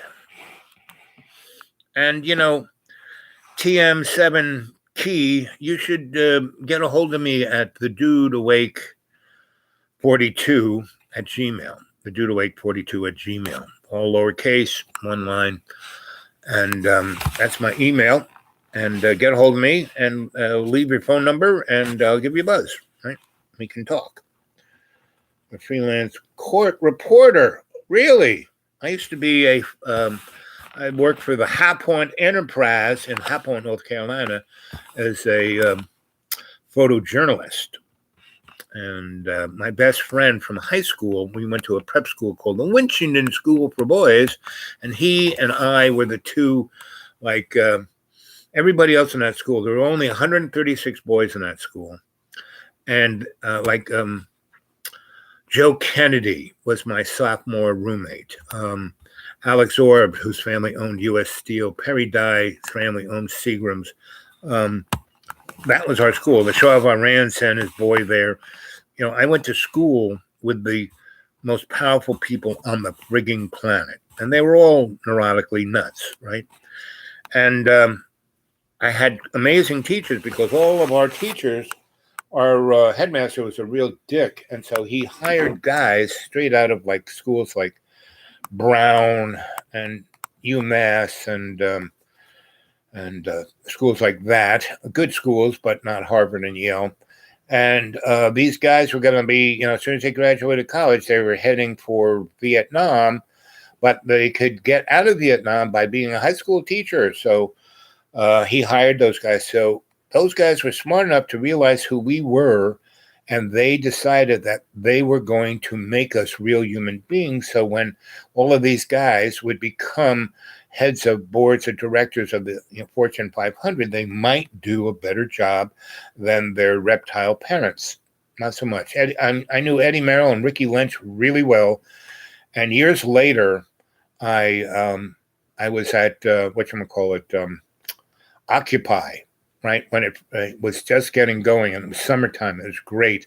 And I had a godson who worked for the hotel chain that had a hotel right next to, right between Zekele Park and the Merrill Lynch building. And anyway, I was there, and I was, reading palms and doing stuff. And these guys walked by, and it was Ricky Lynch and Eddie Merrill, and they stopped and they looked at me and looked at me and looked at me and said, "Al, is that you?" And I said, "Ricky, Ed, hey, have a tortilla." And they sat down, and and all of the bohemian crowd couldn't believe that I knew the guys who owned and ran Merrill Lynch.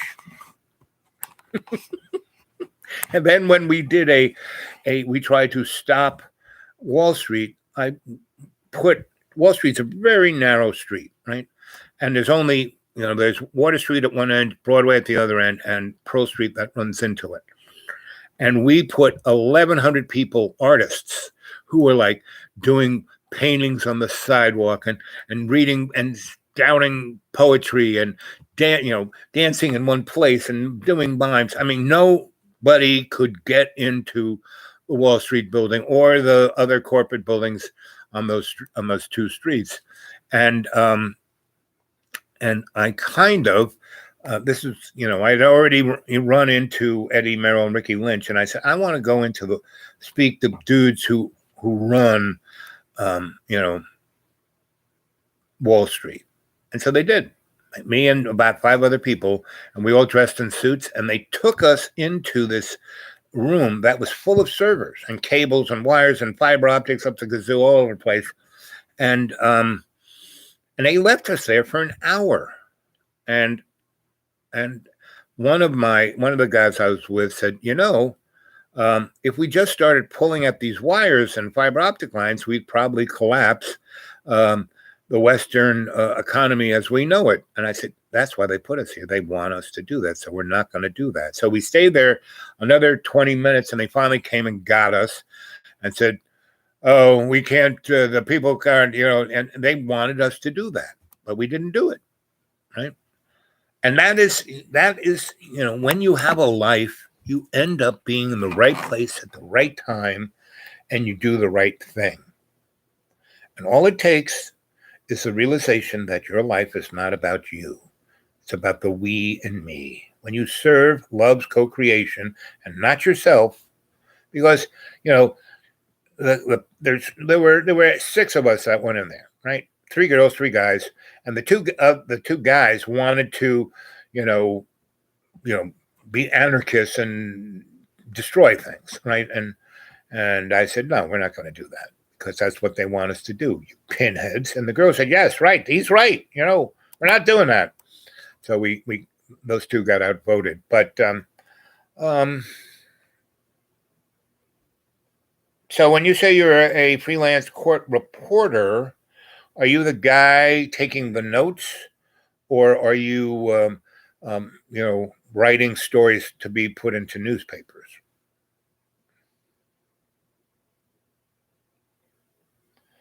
And I'd love to hear your opinion of what you think just us is. Justice.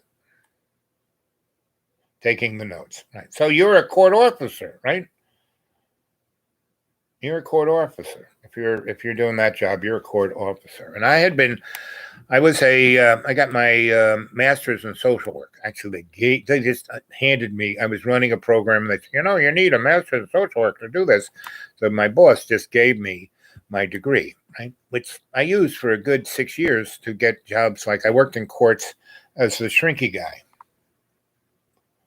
I don't work in the courts. Okay. But if you're doing that job, you are a court officer, duly authorized court officer. You're not just some guy like me. I mean, well, I was a duly, and when I did that shrinky thing in courts, and I was the night court guy, and it would be the guy, what do they call that? Not justice of the peace, but it's like a judge, but he's not quite the judge. There's a term for that. And then there's the DA, and then there was me. I represented the social service end of the court. And we were in the night court, and they would bring people in, and we would decide whether they went to the drunk tank, went to the crazy farm, or just, let go on their recognizance. Yes, because, the energy of the court is oppression, It's, we should never, everything is made to sound like it's really a great, best thing since sliced bread. Well, like bail, like New York City, in the tombs, there's something on the order of like 20,000 people in jail, and they've been there a long time, and they haven't been found guilty. And the backlog is so long that they've been there forever. And because they don't have the $500 or the $1,000 or the $10,000 to get out of court, no other country, has bail like we do, And then conversely, no other country does. You serve your term, you get out, that's it. But here you get, they parole you. It's like you're still in jail, Justice is one of those words that we try to believe exists, and that's why. So I worked for Ralph Nader, right? I worked for Night Berg in the late 60s and early 70s and middle 70s. And we got sent to Columbia Law School, and we would hear these lectures by these really smart dudes. And, everybody else were law students, and they were in suits and scared shitless. And this one guy came in, and he had a person with him to write things on the blackboard for him because he didn't want chalk dust on his $1,000 suit. And the first thing, he goes in and the guy writes on the board, justice, right? And he then has the guy erase it, right? And he and he rests the us part off, and so it's just us, and then it's just, and then about, and it's over. It's us in big letters, and he goes, if anyone ever talks about justice, you will fail this course, and I will make sure you'll never be a lawyer in this state, because it's about just us. Right? When I worked for the Desperate Lawyers as a negotiator and ombudsman, I was really good at negotiating, because I could read people like a book. So I would get in their heads and get them to sign, because these were big, multi-zillion dollar contracts, and some guy was just being a Stalinist obstructionist because he hated that other guy. And, and the lawyer who was the ombudsman, worked for 6 months trying to negotiate and couldn't get anywhere with these people. And they were so desperate because, in 4 weeks, if they don't get it, they're going to lose $300,000 that they have booked hours into this. And then they got to pay court costs, and they're going to be out like $1 million. And whereas if they get these people to sign, they'll make about $6 million. So that's why they took the bet, right? And that's why I had a really good clientele of desperate lawyers, but that's what killed me. 10 years of doing that, I gained 240 pounds and died on a plate of spaghetti. And I had to give that career up, But I'm saying I don't, it was, there wasn't a minute that I was there that I wish I was, it was okay. So let's say that it was okay, right? And I survived it. And I learned a lesson not to do that again, right? If you have money, you can pay. Yep. It's just us. And that's why, we live in a fascist, oligarchic corporate state. We are not a republic. We stopped being a republic in 1871. I mean, we weren't even a republic in 1776. It's all white, moneyed, gentried guys who didn't want King George, stepping in their, getting a cut. And so, anyway, that's a whole nother story. Yep. The whole thing about the justice system is never get to go there to begin with, right? At least for the common man, right? And if you're going to go into it, you better go into it with a conscious intent of not going to jail, and a conscious intent of knowing you're 360, right? And so, the bottom line is I've always worked in the system where it needed me more than I needed it. And that's how come I can live like a millionaire on $400 a month, And I don't lie, cheat, or steal, And I transmit that to everyone around me. And so your basic justice system person says, well, this guy's okay, He's not a threat. He's actually there to help us.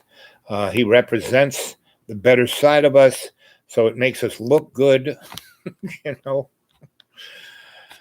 And what I'm really here to do is to serve love's co-creation. That's what I'm here. I'm keeping the records for the future. Yep, that's a good thing. That's what I did as a newspaper photographer, right? But I kept telling the story that everyone in the biz would say, wow, this is a great story, but we can't print it.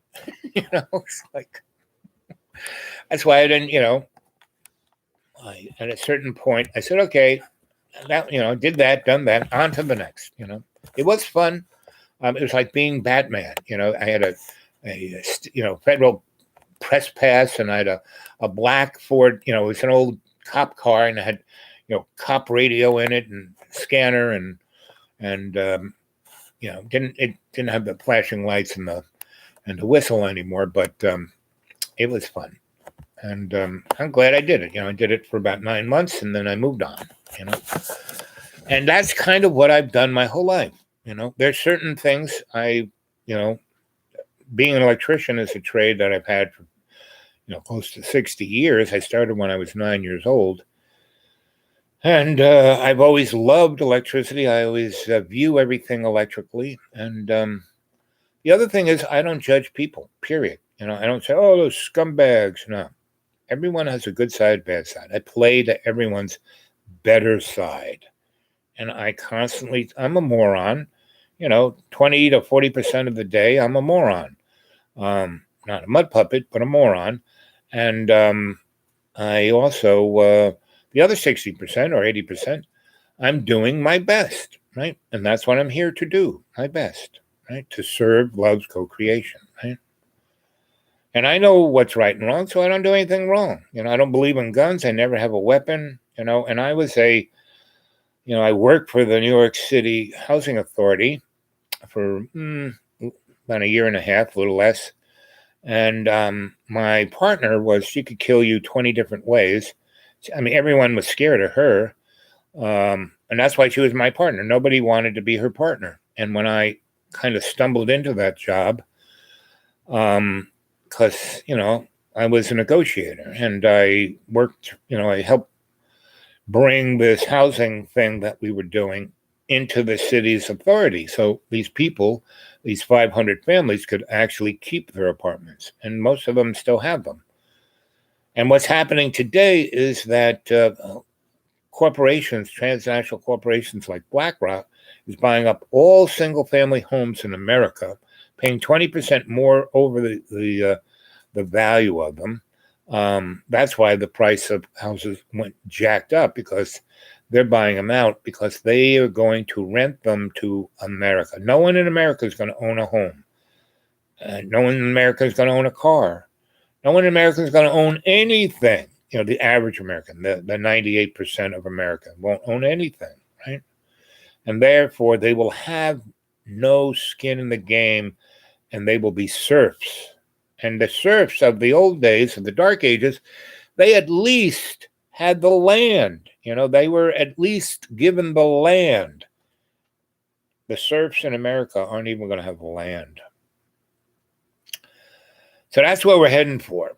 And we have to realize that we can step up and be our better self, right? And we don't judge people. So anybody, who, there are all these people who are being their silo and being this or that. And instead of serving love's co-creation, they're, believing in QAnon or this or that, or, Black Lives, whatever. And I mean, skin color is irrelevant. Now, what really is the issue is caste and class. And to make a smokescreen for that, they make everything a racial slur, right? Now, if you're a black person, you're not going to be happy in America.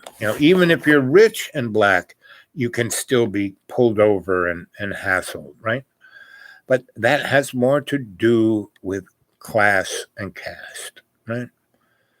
So that's why I don't diss anybody. I don't dislike anybody. If anyone's a real jerk or anal port or Richard Cranium or any of the above, I go to them with love and say, hey, buddy, what's up? Tell me your story. Let me listen. You can vent my way and I won't judge you. And so that's why I get along with everybody, right? There isn't anybody I don't get along with. And if, they're a sociopath or any of that, I just kind of steer away from them. Unless, I have my 3 rules. Doctor, do no harm. Don't get involved unless you have a workable exit strategy and you're going in to save the innocent folk and getting them out of harm's way. And the third one is don't get involved unless you can learn something to make the situation better. If you're not going to make it better, don't get involved, period. Because if you're going in not to make it better, you're usually just going in there for your ego's sake, right?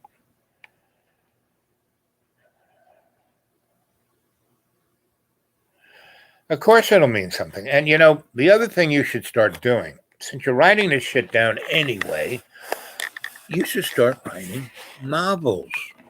I mean, I've been a sociologist, anthropologist, negotiator, you name it, for the last 50 years. And I wrote everything down, and now I'm turning them into novels, right? And this summer I wrote 4 of them. And the year before that, 2020, I wrote 6 of them, right? And the year before that, I wrote about 3 of them.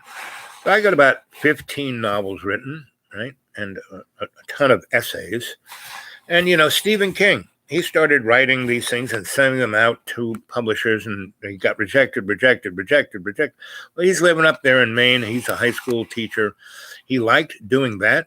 He loved his wife. He loved Maine. His kids liked being there, so he wasn't going to move. But in the wintertime, he had a lot of time on his hands, so he wrote all these novels. So one of his novels gets picked up, and that was Carrie, right? And, they don't do it in hardcover. They just go straight to, paperback. And it's the first book that sold 1 million copies in less than 6 months. And they just kept, and the first time they did 100,000 and went like that. And then so they just kept doing it, 1 million in 6 months. And they did another 2 million in the next 6 months, and another million, just kept. So he made, and then Hollywood said, wow, people like this story. Why don't we, hey, you want to make a movie out of this? Sure. And that's, I think they spent like, $1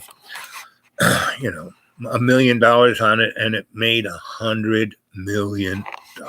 It came out right at the right time, summertime. It was a summer blockbuster. First movie to make $100 million. So, it made $99 million for the movie company. And so after that, hey, Steve, you got any more of those stories? And he had a desk drawer full of them. And he just kept pulling. And that's why he seemed so amazingly prolific, because he had been writing these things for the last 20 years. So he just kept pulling them out, right? And he was pretty good. Well, this one's better than that one. So, okay, write that one, right? So that's why Stephen King became Stephen King. He didn't give up. He just kept writing. So T-Mac 7 Key, you should just start writing stories, buddy, right? How old are you? He says, what are you, 27, 28? What's your astrological sign? I'll give you a little reading right here. I do cold readings very well. You're 47. Well, have you written any stories from, how long have you been doing this court reporting thing?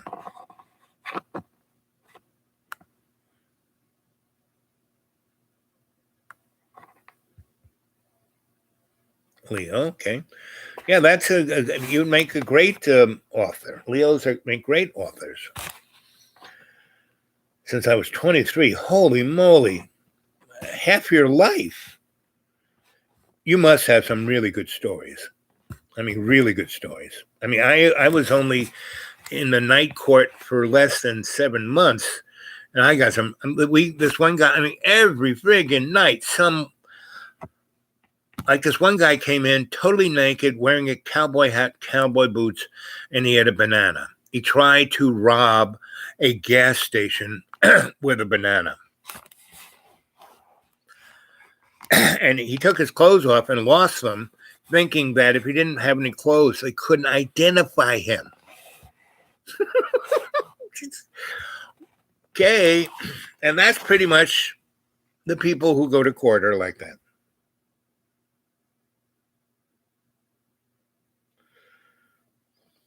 Well, if you've been studying astrology and tarot, I mean, those are disciplines that, are pretty set. I mean, I have a lot of friends, so I read palms. I basically read your tells, right? I lived with a carnival gypsy for a year, and she taught me how to read tells and how to read palms. But, human beings are like Mr. Potato Head, especially their exterior things, like their palms. There are 5 major lines, and there's another 5 interacting arcanes that go along with those. So there's 25 patterns that you look for.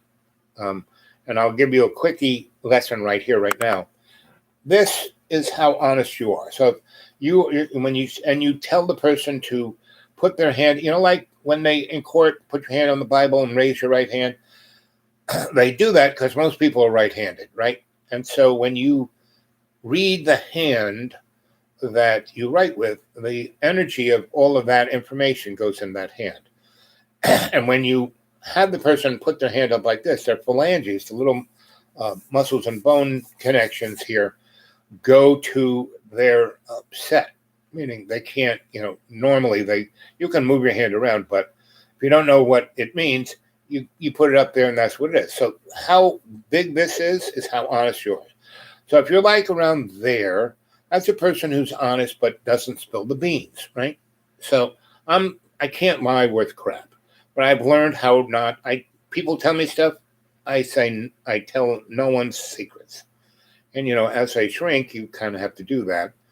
As a negotiator, you kind of have to do that, right? So, but I'm a pretty honest guy. So when you ever look at somebody's hand and then they can't lie, right?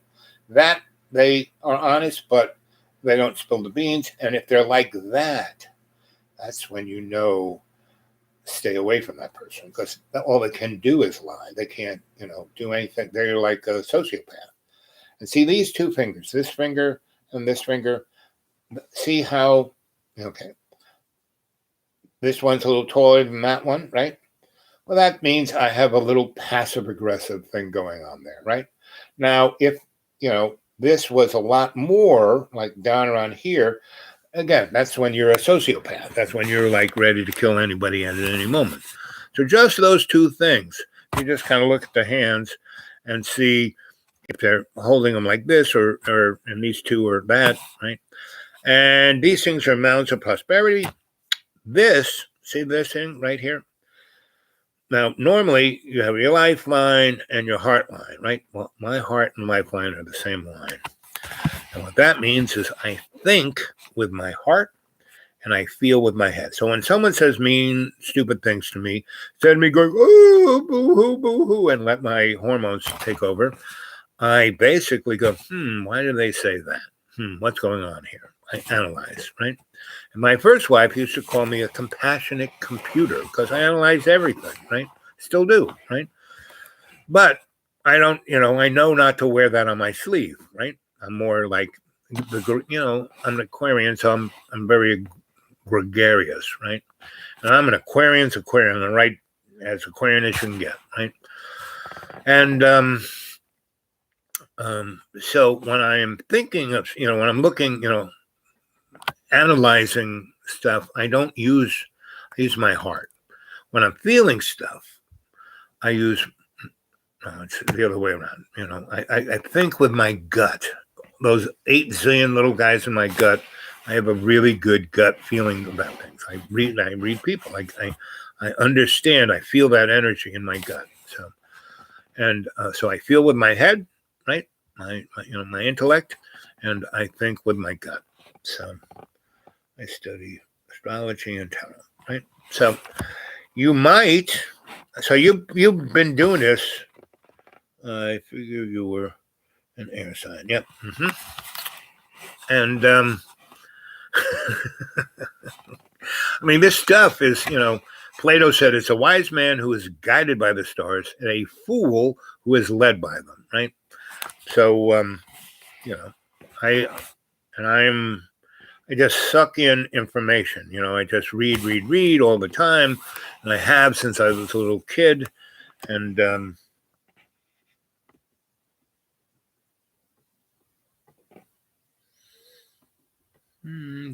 Leo, LOL, laugh out loud.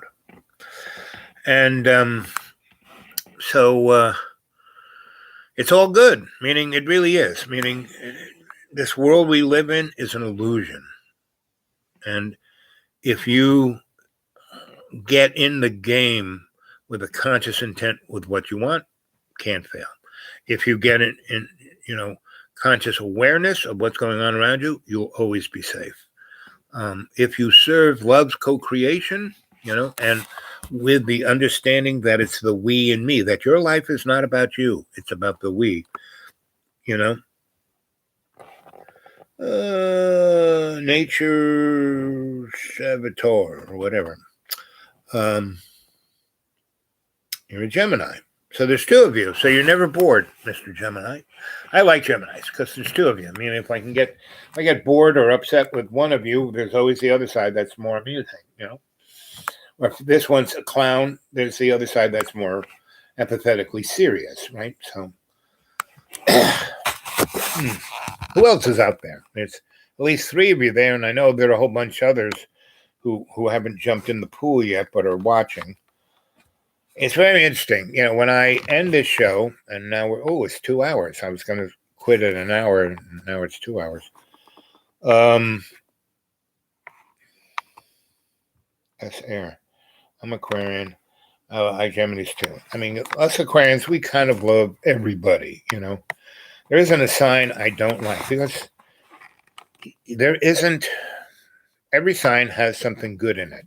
And I always tack towards the better nature in people. And I can read it, so that's where I tack. I don't tack into their worst side. I mean, I have, when I was, working with a housing authority, and that was 80s, the frigging New York City projects were like jails. They were built by the same contractors, and, the city had been broke forever, and so the elevators never worked, and they were like 17 stories tall, and the ventilation never worked, and half those buildings had air conditioning that never worked, and so the windows couldn't open, so people would throw chairs through. I mean, it was not, and everyone's selling crack or on crack, and it was not the best of places, and I would, always, we were the ultimate in good cop, bad cop. I mean, she's ready to kill everyone. Me, I was ready to hug everyone. So I would walk in first. I never wore a uniform. They gave me a uniform and a gun and a club and all that shit. I had shorts, flip-flops, Hawaiian shirt, and I would have my little badge around my neck, so no cop would shoot me. And, I would walk in first, right? And I would, hey, what's going on? Tell me your story, I'm here to listen. And I would do my best not to have to take anybody in, even if they freaking broke the law. As long as everyone was okay, no one died or got hurt, and there was no violence, and there were no guns involved. No matter what they did, I said, okay, it's time for us to go. And that de-escalated. There was just the two of us that looked after 4 buildings. Each building had like 150 families in them. So that was like, 600 families, something close to 3,000 people. And the school was a piece of crap, and drugs were everywhere, and garbage everywhere, and disease, and rats and vermin, and not a happy place. But, in the year and a half I was there, no one died, And my captain was, ecstatic because they made him an inspector. He had the best stats of any project, So, and I kept pushing the envelope. And he once said to me, I got shot once. And after I got shot, he said, you got to stop doing this. And then he was like, but on the down low, keep it up because, boy, you're making me look great. And if and when I got shot, they just kind of shot off my palm. Didn't go through it. And I grabbed the barrel and pushed it towards the couch where nobody was. And so the gases kind of blew off my palm. It was a bloody mess, but, it looked bad, but it wasn't that bad. Anyway, so, and my partner was ready to kill it. I said, oh, no, I'm fine. I got blood all over me. I'm fine. I'm good. I'm good. No problem. And so my boss said, well, and if you do get shot and die, I'm going to promise you'll get an inspector's funeral. It's when they carry you with the cadence and the horses and guys playing bagpipes, and there's thousands of cops. I mean, that was, and what happened was after I got shot and went back to work, my partner basically said, no. And she called up my friend at Cornell, and they kind of, shanghaied me and took me to Cornell. And that was the end of my career with the New York City Housing Authority. And I was about up with it. And that was the end of New York. I did it, done it. That was 1988 when I left New York, and I never went back. I went back once in 2011 for I have 128 godchildren. Of all those little kids, I'd see some kid running across the street with a gun. Hey, yo, come here. What are you doing with that gun? And he said, well, Jimmy gave me $10. Take it over to Bobby. I said, no. Don't you realize, Puddinhead, I'm a cop. I'm not really a cop, but, if I take that gun from you and put it in the system, it probably did a crime. You're going to go to jail. So what I'm doing with this gun, I'm throwing it down the storm drain, right? And I'm going to get you. He gave me $10 to do this. I'm going to go get you a job that gets you $10 an hour. So I did that for about 128 kids, made them my godchildren, took care of them, got them on the right track, got them into careers.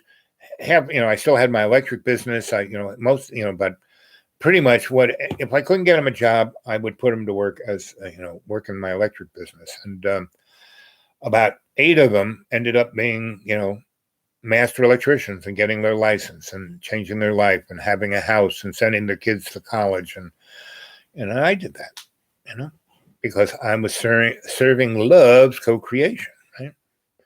And by doing that, it defused those 600 families, right? And so anyway, 2011, one of these kids called me up.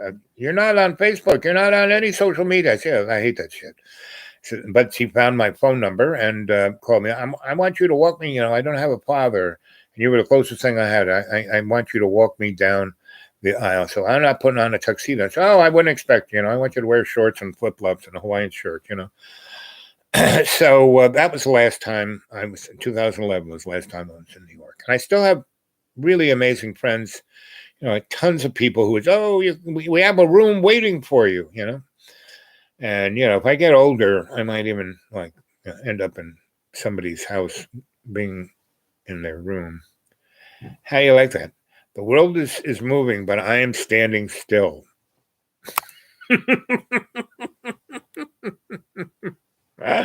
That's the illusion of the world.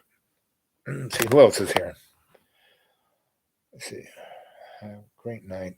I'll be in touch. Thanks for the stories. Yep, that's my job. I'm your griot. Well, it's 2 hours and 7 minutes. So I'm going to bail. Unless anyone has some interesting things you want me to answer the question. So who is where's Mr. Aquarian? Do you have any theories on? Well, I played a little of a guy named Cliff High. It's a buddy of mine who in 2000, if you go and watch this show, I played him. And in December of 2019, he went on his YouTube channel and basically stated exactly what was going on. And because, back in the day, when I worked for people like DARPA and the Council on Foreign Relations and all kinds of folks like that, when I was itinerant scholar, he worked for the same people, and we would be at these conferences. And what he did was he was a computer programmer, and he would make, he was a gamer. And he would game nuclear war, chemical war, biological war, asteroid hitting the planet, stuff like that, right? And so he had all that data. And he was, a friend of a friend. And so somebody bing-bonged me that thread of his first show saying what was going on with 19. And so he has, so the beginning of this show, I played about 5 minutes of that first show he did.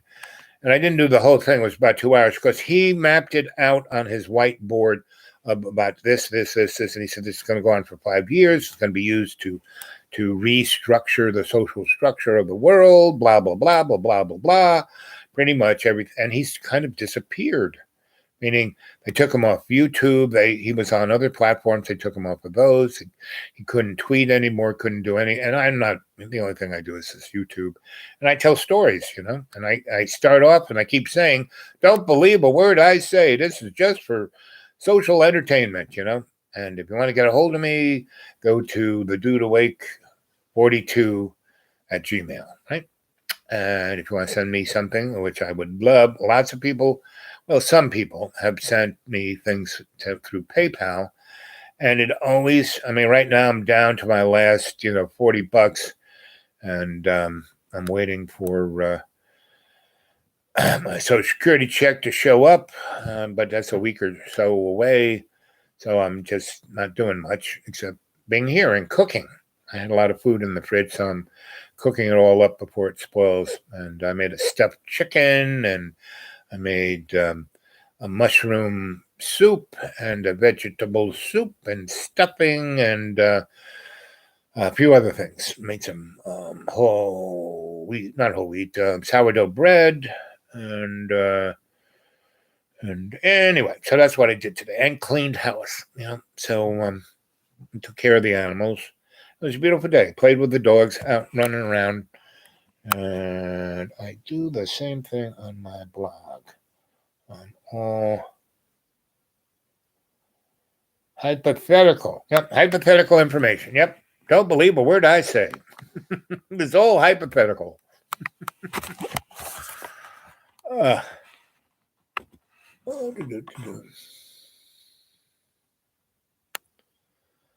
Anyway.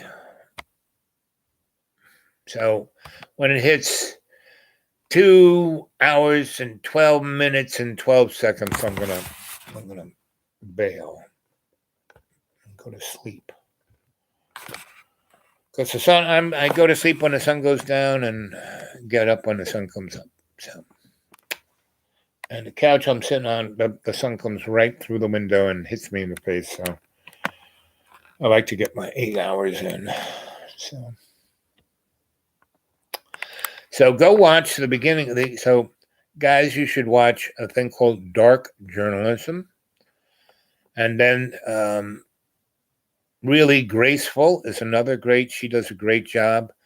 And go look if you can find Cliff Hyde. The beauty of the internet is that even though they can take your platforms down, if you're on somebody else's, you can find them. So, like I had his, I had a bunch of shows. And then, when they didn't like him talking about the 19, he started this whole theory about the world is going to change from the normies to the woo-woos, right? And that was really amazing because it was a total code about what's going on. And even that they took down, he was going, he never used any specific anything. He just kept inventing terms like the normies and the woo-woos. And they took that down because it made so much sense and it was very articulate and very clear. Now I tell stories, and I know stories are even 2 steps taken away from that. Because he was saying this is a theory of blah, blah, blah, and it's the normies and the woo-woos. And anyway, so me, I'm just doing this, and for entertainment's sake. Let's see. Look at that. It went past 12:12. When you're having fun, it went by like that. It was a minute and a half, and it went by like that. Anyway, when it hits 14:14, that's a whole number of 2, so we can go that way. There we go. 14. Here we go. We're coming up to. Love you guys. See you tomorrow. I'll try and do one in daytime and one in the evening between 7:30 and 8. That's about when I started this. So see you guys later. Boop, boop, boop, boop.